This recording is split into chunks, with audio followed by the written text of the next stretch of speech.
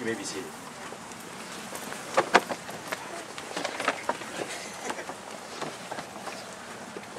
Friends and family of Kim and Xiaomi, welcome to their wedding ceremony on this beautiful sunny day in San Diego.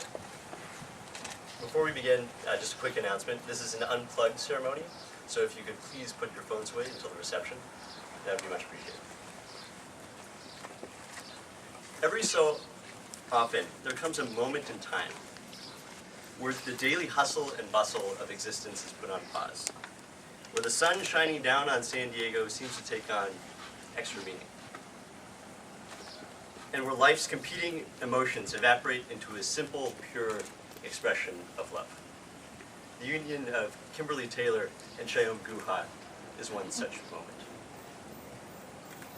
Thank you to all who have traveled far, and to others who have just traveled across town. You're the ones that have watched Kim and Xiaomi grow, provided them support along the way, and the ones who both Kim and Xiaomi most wanted to spend this special day with.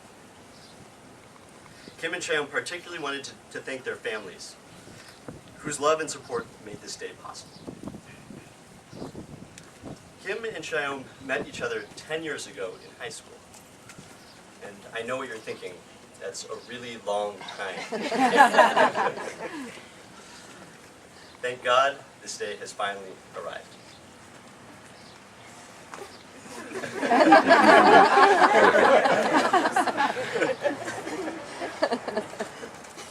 Kim and Xiaomi first met each other in math class. Kim first noticed Xiaomi because, well, she wasn't very hard of hearing. Xiaomi first met Kim because, well, he wasn't blind. In high school, there was a group of us, many of whom are here today, who ate lunch together on a daily basis. Kim was part of the crew early on, and Xiaomi joined later. Throughout many lunchtime conversations, they both started to realize the qualities that we all know to be true today. Kim found Xiaomi to be smart and gregarious, and Xiaomi found Kim to be driven, thoughtful, and kind. Their first date was at the King and I, a local Thai restaurant. Xiaomi tried to impress Kim by ordering all of his favorite dishes on the menu. Little did he know that Kim was one of the pickiest eaters in San Diego, and took one look at that pad thai and thought, there is no way I am eating those orange noodles. Despite their initial culinary differences, Xiaomi and Kim quickly became close, spending many evenings simply chatting with one another. And as many of you know, both of these individuals standing before you today have grown into truly remarkable people, and together are a truly remarkable couple. Kim is one of the most driven people I've had the pleasure of knowing. Even in high school, she worked full-time at Jamba Juice to afford her first car, a black Mustang.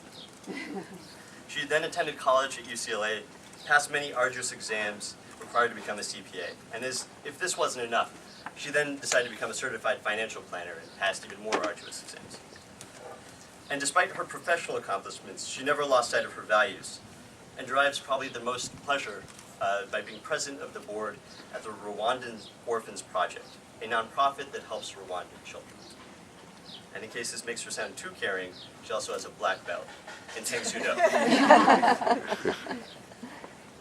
Xiaomi is naturally brilliant, inquisitive, and outgoing.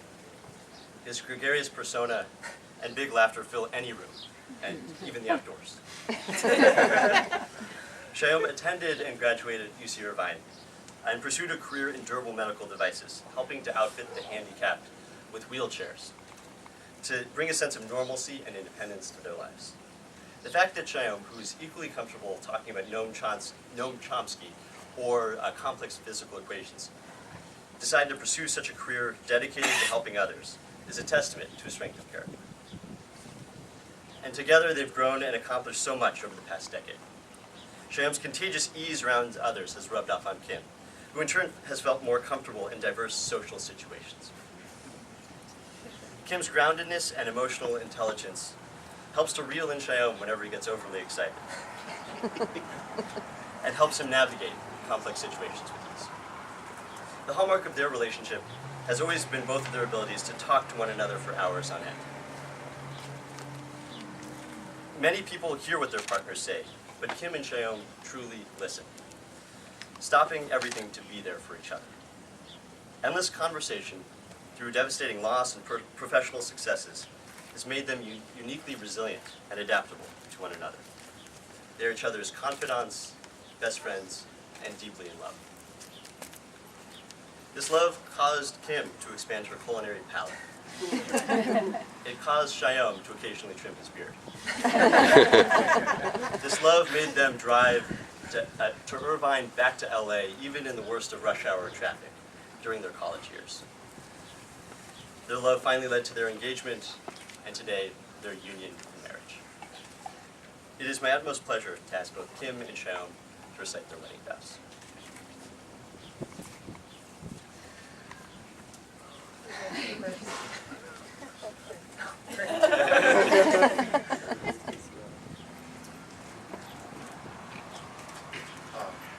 Believe it or not, I thought about what I would say today for over a year even before we got engaged. And I can't even guarantee that it made it any better. The thing that I kept coming back to was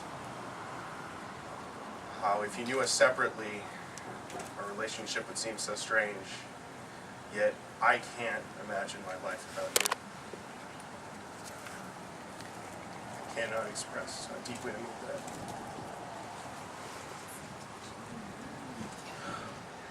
As Doug so eloquently stated, I was a little awkward when I was younger. I think the first thing I ever said to you, first or second maybe, was when I turned to you in class at a volume of an 11 out of 10. I said, "Man, you're really quiet." I thought you would be the shy, reserved one, the quiet one in your family. And Lord, was I wrong about that? You're the strongest, most empathetic person I've ever met. Nothing or anybody gets in the way of this woman doing what has to be done.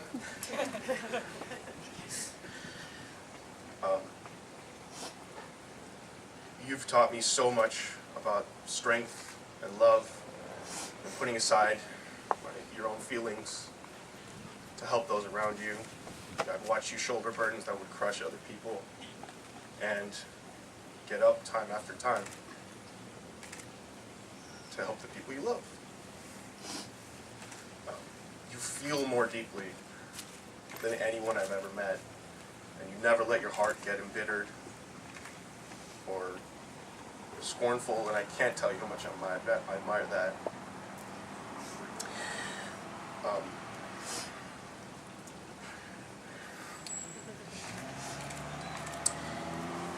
It's funny to think how much we've changed each other, yet we've always been able to support each other no matter what.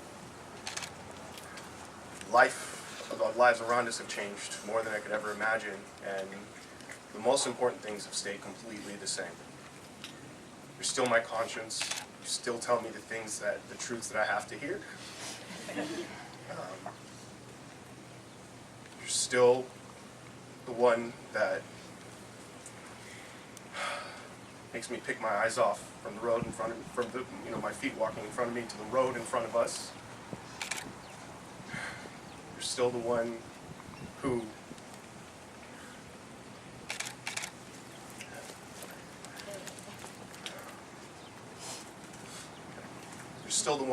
teaches me to cherish every moment.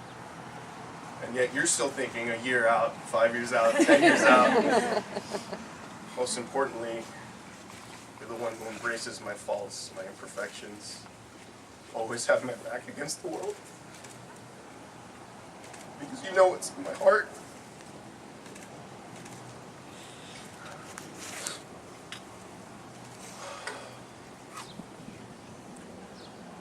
I was so blessed to meet my better half a decade ago.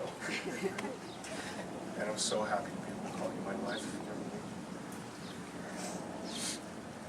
And now I'm going to read these from paper because I want to get them perfectly right.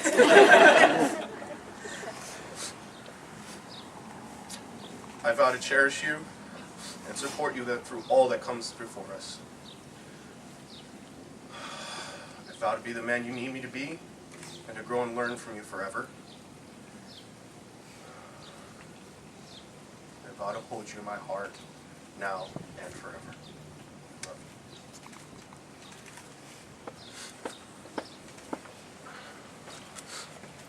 you. I can't memorize most of my vows.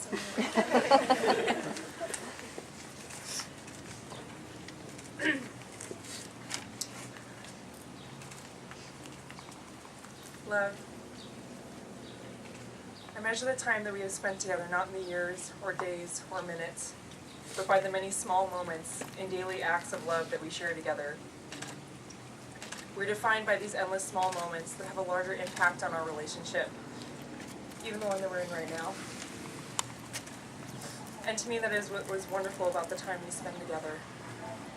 Always present, even when it is easier to focus on the past or the future. You have been and will always be the one consistent, constant person in my life. 10 years may have passed, but you've always taken the time to slow down and appreciate us. I love that we dance in the living room after a stressful day. And sing to rap music to our heart's content, despite our downstairs neighbors' protests. Sorry. I love that we walk on the beach and talk about our dreams and pretend to live in the numerous large homes that decorate the shoreline. I love that I can ask you the silliest of questions, such as, do bugs have muscles? And you always address them with seriousness, thinking them through and providing an answer. I love that when there is nothing to say, you just hold my hand. I love each and every moment we share together, even the hard ones. You always allow my head to dream while still keeping my feet in the world of reality. The biggest gift you have given me is the ability to adapt when life's rules inevitably change and we are faced with different and challenging circumstances.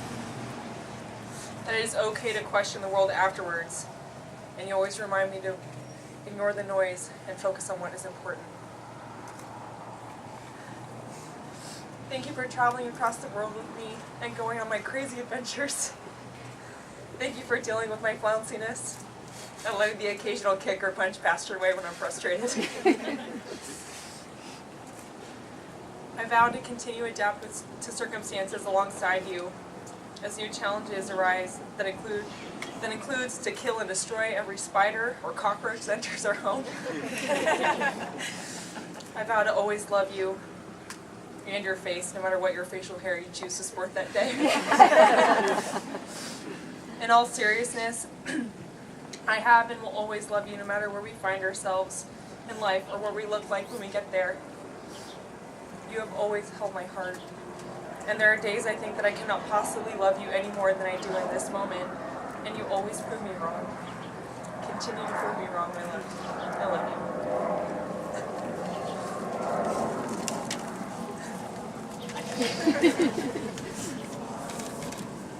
We now come to the words that Kim, Cheyenne, and all of their friends and family want to hear most today.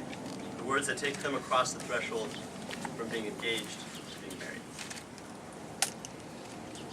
Do you, Cheyenne, take Kim to be your wedded wife? I do.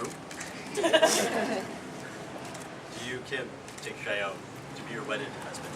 I do.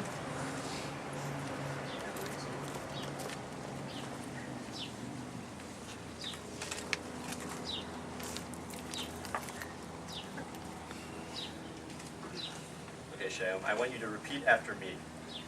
I give you this ring as a daily reminder of my love for you. I give you this ring as a daily reminder of my love for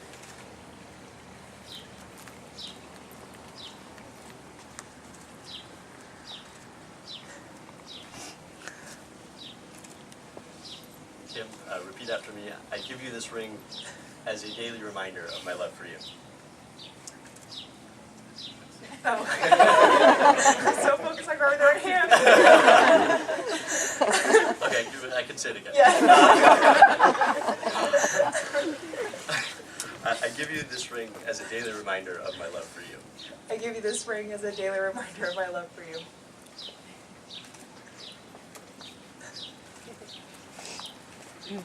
By the power of your love and commitment and the power invested in me, I now pronounce you husband and wife.